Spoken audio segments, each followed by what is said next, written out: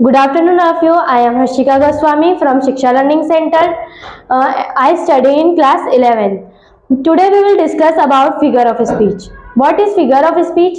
Figure of speech is a figure of speech according to the Oxford Learners Dictionary is defined as a word or phrase used in a different way from its usual meaning in order to create a particular mental picture of effect.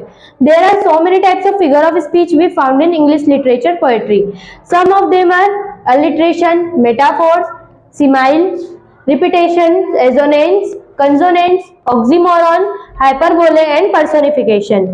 Now I will explain some of them.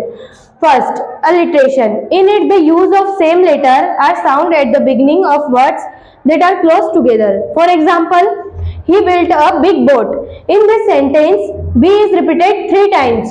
So here figure of speech is alliteration. Second, metaphor, a word or phrase that is used in an imaginative way to show that somebody, something has the same qualities as another thing. For example, time is gold.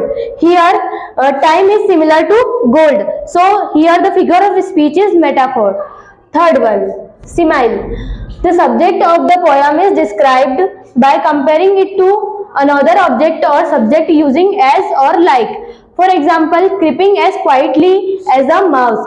Here, creeping is compared to mouse. So, here the figure of speech is simile. Fourth one, repetition. Repetition is a literary device in which a word or phrase is used multiple times. For example, all I did was smile and smile and smile. Here smile is repeated 3 times. So here the figure of speech is repetition. That's it.